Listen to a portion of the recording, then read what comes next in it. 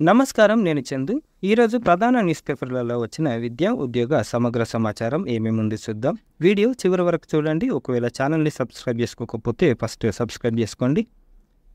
కించిత్ నిర్లక్ష్యం ఉన్న సహించొద్దు అని నీట్ స్కామ్పై కేంద్రానికి ఎన్టీఏకు తేల్చి చెప్పిన సుప్రీం, తప్పు జరిగితే ఒప్పుకోవాల్సిందే అని కూడా అంటున్నారు.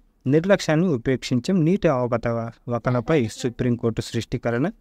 నీటి విధానం ఏకపక్ష నిర్ణయం, రాష్ట్రాల అభిప్రాయం తీసుకొని కొత్త విధానం తీసుకురావాలి అని అంటున్నారు. కేంద్ర విద్యాశాఖ మంత్రి ప్రధాన్కు సిపిఐ రాజ్యసభ సభ్యుడు బినోయ్ విశ్వం లేఖ రాశారు. ప్రధాని ఎందుకు ఈ విషయంలో మౌనంగా ఉన్నారని రాహుల్ గాంధీ అడుగుతున్నారు. 0.001% నిర్లక్ష్యమున్న పరిష్కరించాల్సిందే అని నీటి పరీక్ష విధానంపై సుప్రీంకోర్టు వ్యాఖ్య. 2 వారాల్లో స్పందన తెలియజేయండి అని చెప్తున్నారు. 4250 కేంద్రాల్లో 24 లక్షల మంది అభ్యర్థులు రాశారు. నీటి నిర్వహణలో తప్పు జరిగితే ఒప్పుకోండి, ఎవరైనా సరే 0.001 నిర్లక్ష్యం వహించినా దాన్ని పరిష్కరించండి. నేషనల్ టెస్టింగ్ ఏజెన్సీపై సుప్రీంకోర్టు ఆగ్రహం. సకాలంలో చర్యలు తీసుకుంటారని ఆశిస్తున్నామంటూ కామెంట్. తదుపరి విచారణ జూలై 8కి వాయిదా వేశారు. అయితే జూలై 8 అంటే జూలై 6 నుంచి నీట్ కౌన్సిలింగ్ ఉంది. మరి దాని నుంచి ఏమీ స్పందించలేదు. నీటి నిర్వహణపై కేంద్ర ప్రభుత్వం ఎన్టీఏకు సుప్రీంకోర్టు సృష్టికరణ. తప్పు ఒరిగుంటే ఒప్పుకోవడానికి తగు తదుపరి విచారణ. ఇట్లా అసలు ఏమేమైతే తెలుస్తలేదు. ఎన్టీఏ వాదనను తోసిపుచ్చిన ఎన్సీఆర్టీ. నీట్ యూజీ 2024 పరీక్షలో సిలబస్ పరిధి దాటి ప్రశ్నలు ఇచ్చారన్న ఎన్టీఏ వాదనను National Council of Educational Research and Training NCERT తోసిపుచ్చింది. ఎన్సీఆర్టీ డైరెక్టర్ దినేష్ ప్రసాద్ సక్లాని సోమవారం మైసూరులో రీజనల్ ఇన్స్టిట్యూట్ ఆఫ్ ఎడ్యుకేషన్లో మీడియాతో మాట్లాడుతూ ఎన్టీఏ ప్రకటనలో వాస్తవం లేదని చెప్పారు. 2020 నుంచి ఎన్సీఆర్టీ రివైజ్డ్ పుస్తకాలు ప్రింట్, ఆన్లైన్లో అందుబాటులో ఉన్నాయని పేర్కొన్నారు. ప్రశ్నలను రూపొందించిన వారు 2020 ముందు నాటి పుస్తకాలను ఎందుకు రిఫర్ చేశారో తమకు తెలియదని తెలిపారు. ఇది తప్పు జరిగితే ఒప్పుకోండి అని క్లియర్గా చెప్తున్నారు.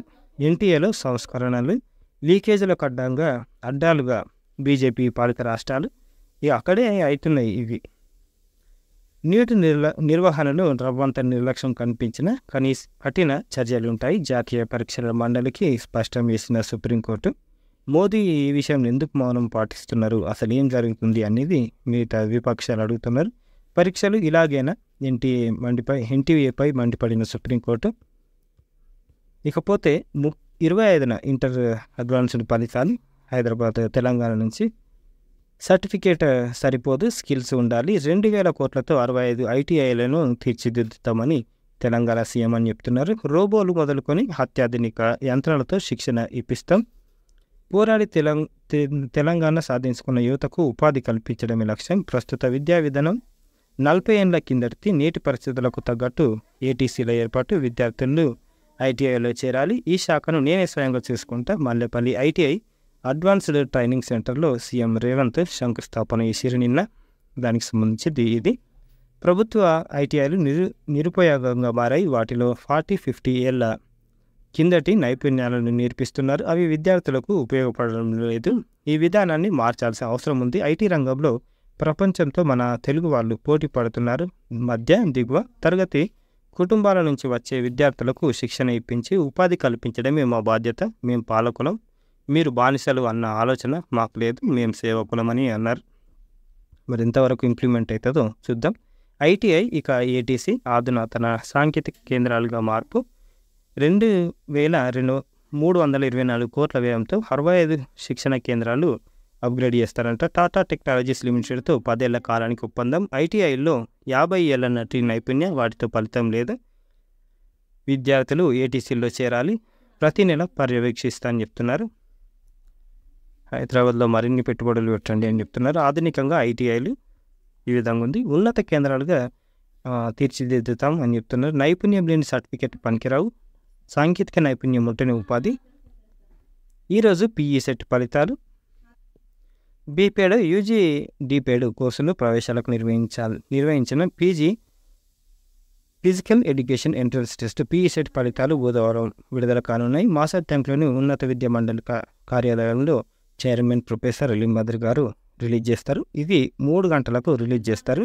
ఈ రోజు నుంచి దోస్తు 3వ ఫేజ్ రిజిస్ట్రేషన్లు జూలై 15 నుంచి డిగ్రీ ఫస్ట్ ఇయర్ క్లాసులు.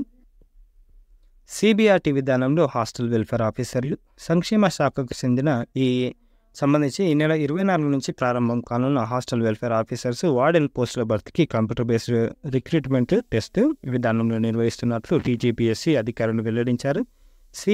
సిబిఆర్టీ పరీక్షలకు హాజరు కానున్న అభ్యర్థులకు పరీక్ష సమయంలో పాటించాల్సిన మార్గదర్శకాలు విడుదల చేశారు. పూర్తి వివరాలకు ఈ వెబ్సైట్లో టీజీపీఎస్సీ వెబ్సైట్లో చూడవచ్చు. డిఎస్సి దరఖాస్తులకు రేపే ఆఖరు. డిఎస్సి దరఖాస్తులు గడువు రేపటితోటి ముగియనుంది. రాష్ట్రంలో 11,000కు పైగా టీచర్ పోస్టుల భర్తీకి నోటిఫికేషన్ జారీ కాగా ఫీజు చెల్లింపు గడువు బుధవారంతో దరఖాస్తుల గడువు ఈ నెల 20 రాత్రి 11:50కి ముగుస్తుంది. ఇప్పటికీ 2,45,000 మంది అప్లై చేసుకున్నారు. సివిల్స్ లాంగ్ టర్మ్ కోచింగ్కు దరఖాస్తులు BC studies circle, SC studies circle రెండింటికి అప్లికేషన్లు జరుగుతున్నాయి. చూడండి, పరీక్ష ఫీజు జూలై 7 చెల్లించాలి అని చెప్తున్నారు. Ambedkar open university first year PG first year second year exam fee date వచ్చింది. జూలై 31 నుంచి ఆగస్టు 4వ తేదీ వరకు పీజీ సెకండ్ ఇయర్ ఉంటే ఆగస్టు 8 నుంచి 13 వరకు ఫస్ట్ ఇయర్ ఎగ్జామ్స్ ఉంటాయి. ఒక్కో సబ్జెక్టుకు 2 చొప్పున టీఎస్ లేకపోతే ఏపీ ఆన్లైన్లో చెల్లించాలని పడి అధికారులు చెప్పారు. పీజీ ఈ సెట్లో 18,829 మంది పాసు. అన్ని కాలేజీల్లో బయోమెట్రిక్ హాజరు తప్పనిసరి చేస్తామని చెప్తున్నారు. విద్యా ప్రమాణాలపై కఠినంగా వ్యవహరిస్తాం.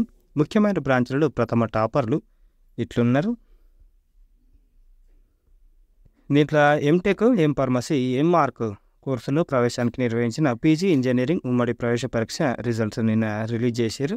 24 నుంచి ఏపీ ఆర్సెట్ ముఖాముఖి ఇంటర్వ్యూలు. రాష్ట్రంలోని యూనివర్సిటీలో ఏపీ నుంచి పిహెచ్డి ప్రవేశాలకు సంబంధించిన ఏపీ ఆర్సెట్ ప్రవేశాలకు గాను ఈ నెల 24 నుంచి ఇంటర్వ్యూలు స్టార్ట్ చేస్తున్నారు.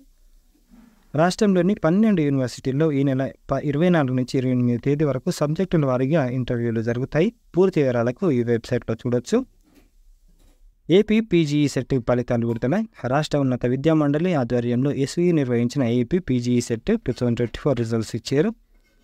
ఈ విధంగా ఉన్నాయి. ఈ అంతా మీరు రిజల్ట్స్ చూసుకోవచ్చు. అంగన్వాడీ సెంటర్లు, ఇక ప్రీ స్కూల్స్, ఎల్కేజీ, యూకేజీ స్థాయి బోధనకు ప్లాన్. త్వరలో అంగన్వాడీ సెంటర్లకు పుస్తకాలు, యూనిఫామ్ ఇస్తారంట. నేటి నుంచి మాస్టర్ ట్రైనర్లతో టీచర్లకు శిక్షణ. జూలై 1 నుంచి ప్రాథమిక విద్య ప్రారంభానికి ఏర్పాట్లు. జూలై 1న బోధన ప్రారంభిస్తాం అని చెప్తున్నారు. యూనిఫామ్ హాస్టల్ వెల్ఫేర్ హాస్టల్స్లో అడ్మిషన్స్ షేరు. కాస్మెటిక్స్, యూనిఫామ్స్ ఇట్లు ఇస్తారు.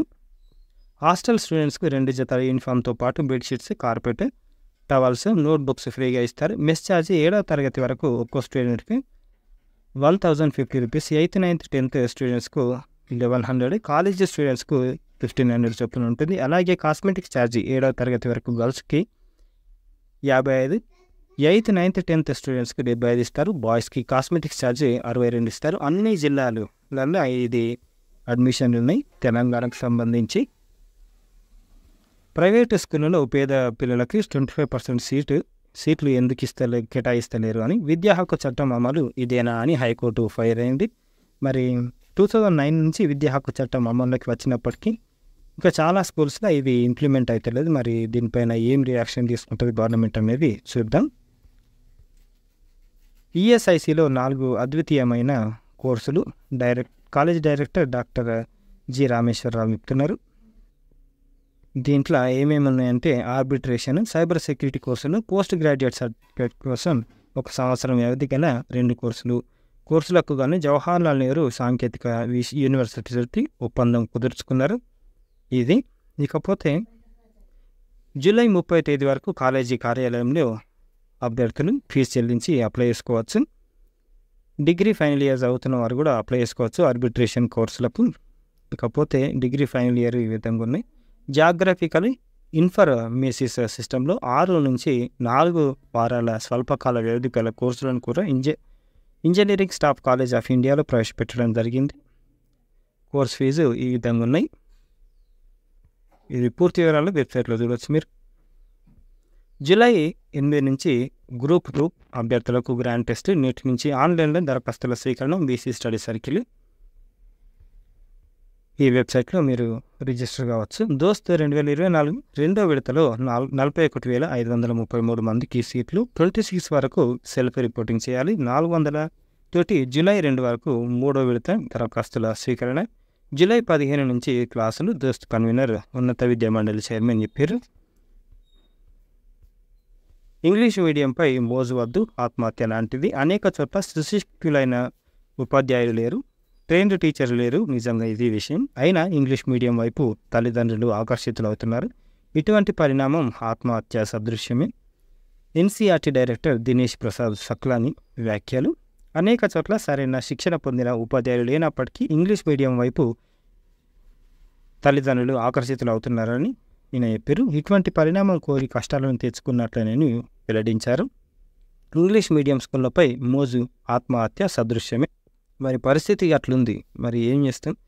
గవర్నమెంట్ స్కూల్లోనేమో ఇక మొత్తం చెప్తలేరు అని, లేదు ప్రైవేట్ స్కూల్కి పంపిస్తే మనం ఇంగ్లీష్ నేర్చుకుంటారేమో అని ఆశ, కానీ అది అటు ఫుల్ఫిల్ అవుతలేదు, ఇటు ఫుల్ఫిల్ అవుతుంది లేదనమాట. ఇవి ఈ రోజుకి సంబంధించిన పేపర్ ఆర్టికల్స్. లైక్ చేయండి, షేర్ చేయండి, సబ్స్క్రైబ్ చేయండి. థ్యాంక్ యూ, ధన్యవాదాలు.